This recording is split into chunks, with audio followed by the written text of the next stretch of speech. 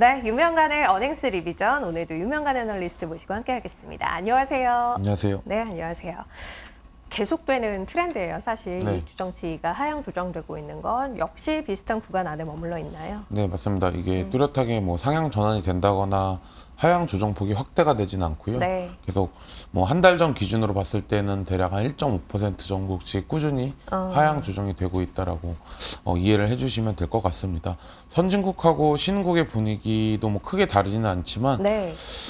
미국 같은 경우에는 이익 모멘텀이 조금씩 좀 확대가 마이너스로 커지고 그러네요. 있는 상황이고요. 네. 뭐 유럽이나 일본도 마찬가지로 음. 이번 실적 시즌 지나면서 하향 조정이 좀 지속이 되고 있는 모습을 봅니다. 지난주와 마찬가지로 뭐 선진국 내에서는 홍콩이랑 호주의 이익 전망치가 긍정적인 모습을 네. 보였고요.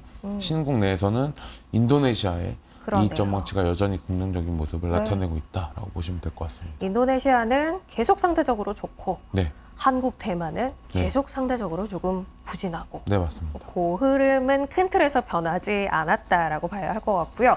업종별로 좀 나눠서 보죠. 사실 아래쪽에 그러니까 이익 추정치가 하향 조정되고 있는 업종이 선진국, 신흥국 할 것 없이 월등히 더 많은 흐름 최근 몇 주간의 네. 모습이었는데요. 역시 비슷한가요? 네, 맞습니다. 뭐 업종의 순서는 뭐 주간마다 조금씩 바뀌고 있지만 네. 그래도 뭐 에너지 선진국 내에서는 에너지, 경기 소비재, 산업재 섹터가 이번 주에는 이익 모멘텀이 가장 부진을 했습니다. 상대적으로 뭐 소재 업종이나 필수 소비재 업종의 이익 전망치는 양호한 모습을 보였고요.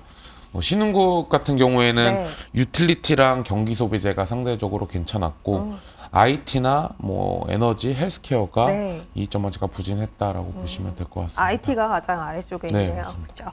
그러니까 앞서 이제 미국만 놓고 봤을 때도 하향 조정의 폭이 좀 커졌다라는 이야기를 해주셨는데 업종별로는 어떤 차이가 있을까요? 네, 그래서 일주일 동안의 미국 업종별 이익 전망치를 좀 준비를 했는데 뭐 운송 섹터나 철강 그리고 헬스케어, 반도체, 자동차가 가장 안 좋았습니다. 네. 이게 뭐 운송 같은 경우에는 뒤에서 말씀드릴 거지만 한국도 마찬가지로 운송의 이익 전망치가 좋지 않은 모습이 확인이 됐고요.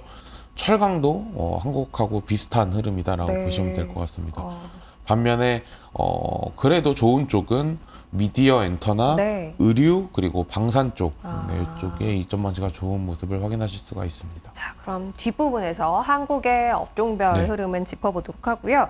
보기에 앞서서 일단 전반적인 시장의 분위기가 어떠한지부터 확인해 보도록 하죠.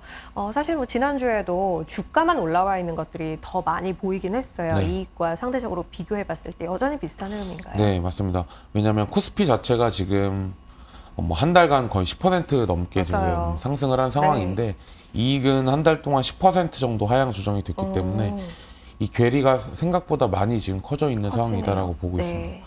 특히 2차 전지 같은 경우에도 주가 상승률이 굉장히 좋고요.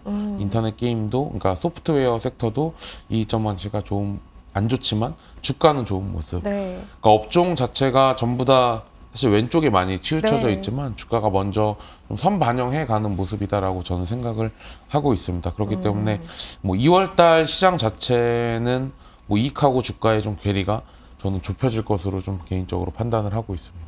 좁혀진다는 건 주가가 아래로 움직인다는 이야기일까요? 아니면 이익이 조금 반등하는 모습을 기대할 수 있을 것 같아요? 저는 뭐 사실 주가가 조금 조정을 받을 거라고 개인적으로 생각을 하고 있기 때문에 좀 선반영한 부분들이 굉장히 많아서 네. 네, 조금은 업종별로 이익이 좋은 쪽하고 안 좋은 쪽의 성과가 2월 달에는 조금 뚜렷하게 나지 않을까라고 보고 있습니다. 이익과 크게 상관없는 주가의 흐름이 최근에 보여졌다면 이제는 이익에 의해서 좀 차별화되는 흐름이 나타날 네. 가능성이 있다라는 이야기. 그러면 어떤 것들이 이익에 있어서 월등한지에 대한 이야기 조금 더 필요할 것 같습니다. 그에 앞서서 일단 한국 시장 전반적인 이익 동향은 어떤지 트렌드 확인하고 네. 갈까요? 이번 주에 사실 반도체, 그러니까 SK 하이닉스랑 삼성전자의 이익 전망치가 한 번 더 크게 하향 조정이 네. 되면서 23년도 영업이익 전망치는 한 180조 원 수준을 기록을 하고 있습니다. 많이 떨어졌네요. 4분기 실적도 사실 많이 떨어졌기 때문에 네. 영업이익 증가율은 올해 영업이익 증가율은 마이너스 한 6%대로 지금 추측이 되고 있고요. 네. 지금 뭐 3개월 동안에 한 13% 정도 하향 조정이 됐기 때문에 뭐 속도는 굉장히 좀 빠르다라고 보시면 될 것 같습니다. 4분기 실적 같은 네. 경우에는 한 47% 정도 지금 진행이 된 상황이고요. 영업이익이 컨센서스 대비해서 한 30% 정도 부진한 지금 결과를 나타내고 있는데 네. 뭐 그러한 흐름에 맞춰서 이익 전망치도 계속 하향 조정이 되고 있는 모습입니다. 일단 요거는 아직 기간이 좀 남아 있어요. 네. 그죠? 한 2주 정도 남아 있으니까 그 기간 안에 또 어느 정도 변화 있는지 좀 더 체크해 봐야 할 것 같고요. 업종별 흐름에 대한 이야기 바로 나눠보도록 하죠. 일단 한국 시장 내에서 업종별로 쪼개 봤을 때 그래도 좀 상대적으로 괜찮은 것 또는 상대적으로도 더 좋지 않은 것 있죠. 확인해 볼까요? 네, 우선 유틸리티 같은 경우에는 지금 한국전력의 적자폭이 계속 좀 축소가 되고 있는 흐름이기 때문에 네. 이익 전망치가 플러스로 지금 나오고 있는 상황이에요. 네. 하지만 시장의 기대치보다는 이 전기 요금 인상 폭이 적기 때문에 이 이익 전망치가 플러스로 전환이 되더라도 주가는 사실 긍정적으로 보기에는 좀 어렵습니다. 네. 그리고 건설 같은 경우에는 삼성 엔지니어링의 네. 이 실적 발표가 굉장히 좋게 나왔는데 그 영향이 좀 컸고요. 그리고 에너지랑 건강관리, 자동차가 이익 모멘텀이 좋다라고 보시면 될 것 같습니다. 근데 보험을 제가 얘기하지 않은 이유는 그러게요. 껴있는데. 이게 회계 기준이 바뀌기 전에 이제 환입금으로 좀 들어오는 부분들이 이번 보고서에 늘 반영이 되면서 일회성이 네, 있는 펀더멘탈하고 크게 네. 상관이 없는 이익 전망치의 상향 조정이다라고 저는 판단을 했습니다. 그래서 네. 건설, 건축, 에너지, 건강관리, 자동차 자동차까지, 정도가 한국 시장에서는 이익 추정치의 흐름으로 봤을 때 좀 나은 업종이 아닌가라고 이야기해 주셨고 좋지 않은 쪽에는 여전히 뭐 반도체 네. 디스플레이 머물러 있어요. 아무래도 테크가 좀 많이 포함이 되어 있고요. 그리고 특징 뭐 테크를 제외하고는 뭐 철강도 제가 여러 번 말씀드렸던 네. 것 같고요. 이 운송 섹터의 이익 전망치가 이번 4분기 프리뷰 자료들이 나오면서 굉장히 좀 하향 조정폭이 크다라는 게 앞에서 말씀드렸던 미국 시장하고의 유사한 흐름이다라고 보시면 될 것 같습니다. 그럼 하나씩 좀 자세히 보죠. 일단 좋은 쪽에서 건설, 건축 이건 뭐 한 종목의 영향이 꽤 컸다라는 이야기를 하셨어요. 네.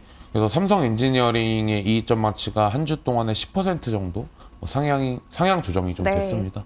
그러니까 실적 발표가 굉장히 서프라이즈가 나면서 또 올해 이제 신규 수주 가이던스를 대략 한 12조 원 정도 제시를 했는데 이 달성 가능성이 시장에서는 높다라고 좀 판단을 하고 있기 때문에 업종 전체적인 이익 전망치의 상향 조정보다는 특정 종목에 영향이 컸다라고 보시면 될 것 같습니다. 이거는 건설 다 좋다라고 보기에는 조금 무리가 있는 세부적인 내용이었다라고 봐야겠네요. 삼성 엔지니어링이 끌어올린 효과가 워낙 컸다라고 봐야 할 것 같고요. 그러면 제하고 나서 보험도 앞서 제했고 에너지가 그 다음이에요. 네, 에너지 같은 경우에는 4분기 같은 경우에는 사실 환율도 안 좋았었고 네. 이제 재고 관련 손실이 있었기 때문에 뭐 SK 이노베이션이나 S-오일의 그러니까 4분기 실적은 사실 부진할 수밖에 없습니다. 상황 네. 자체가. 하지만 뭐 여전히 이제 정제 마진이 강세를 보이고 있고 다시 이제 정유 부분에 이제 재고 평가 이익이 플러스로 전환되는 시점이 생각보다 빠르기 때문에 네. 23년도 이익 전망치가 플러스로 좀 바뀌었다라는 게 좀 특징적인 부분이라 보시면 될 것 같습니다. 특히나 S-오일 같은 경우에는 한 주 동안에 뭐 8% 이상 상향 조정이 됐기 때문에 뭐 관심을 가져볼 만하다라고 생각을 하고 있습니다. 요거는 마진도 괜찮아지고 있고 또 재고 평가 이익으로 돌아서는 시점도 좀 빨라지고 있고 해서 전반적인 업종으로 봤을 때 유의미한 상향 조정이다라고 평가할 수 있겠네요. 알겠습니다. 자, 그러면 반대쪽에 있는 것들 좀 보죠. 사실 뭐 반도체 디스플레이가 워낙 이익 추정치 하향 조정의 폭이 큽니다만 매주 다뤘어요. 그래서 이제 그 제하고 위에 있는 것들 좀 볼 텐데 앞서 이제 뭐 미국과의 상관관계 이야기하셨던 운송업종 좀 확인해 볼까요? 또 운송업종을 구성하고 있는 게 해운, 뭐 항공, 유금 이렇게 세 가지로 크게 구분할 수가 있는데 지금 차트만 오른쪽에 한번 봐주시면은 그러니까 LCC, 그러니까 제주항공이나 진에어 정도 제외하면은 이익 전망치가 전부 다 마이너스를 기록을 하고 있습니다. HMM이나 현대글로비스는 이제 컨테이너 운임 지수 이제 하락폭이 크기 때문에 이익 전망치가 하향 조정이 됐고요. 대한항공은 또 화물 운임이 계속 빠지고 있는 상황이라서 이익 전망치가 좋지 않습니다. 대한통운 같은 경우에도 이제 물동량 자체가 굉장히 줄었기 때문에 뭐 해운, 유군 그리고 항공 다 좋지 않다라고 보시면 될 것 같고 운송 내에서는 사실 뭐 LCC 정도가 조금 차별화되는 모습을 보이고 있다. 섹터 전반적으로 분위기가 좀 안 좋은 섹터라고 보시면 될 것 같습니다. 사실 항공 반짝 괜찮았을 때도 이게 계속 이어지긴 좀 어려울 것 같다라는 이야기를 했었는데요. 실질적으로 이렇게 숫자에도 좀 나타나고 있는 상황이네요. 운송업종 내에서는 전반적으로 좋지 네. 않다. 다만 LCC 정도만 상대적으로는 조금 나은 모습을 보여주고 있다라고 정리해야 할 것 같고, 마지막은 꽤 자주 언급했던 철강이에요. 이게 사실 왼쪽에 이제 지난주 기준의 차트만 보셨을 때에는 이익점 망치가 충분히 뭐 하향 조정이 되었다라고도 그러게요. 뭐 보실 정도로 좀 가파르게 하향 조정이 됐지만 지금 레벨에서도 한 번 더 내려오는 모습이 나타났습니다. 네. 이게 뭐 저는 개인적으로는 조금 더 시간이 필요한 섹터라고 보고 있고요. 뭐 포스코홀딩스나 현대제철 같은 경우가 이제 10% 이상씩 하향 조정이 됐기 때문에 네.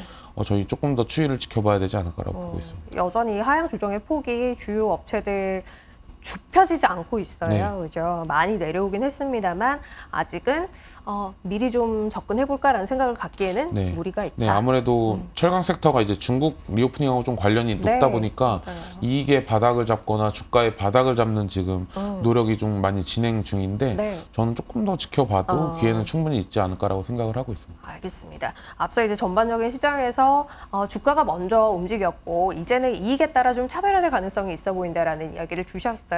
그런 판단 하에서 오늘 이야기 드린 업종에 대한 포인트 조금 더 중요하게 보셔야 하지 않을까 싶습니다. 오늘 어닝스 리비전 여기서 마무리하도록 하죠. 유명관 애널리스트 함께했습니다. 고맙습니다. 감사합니다.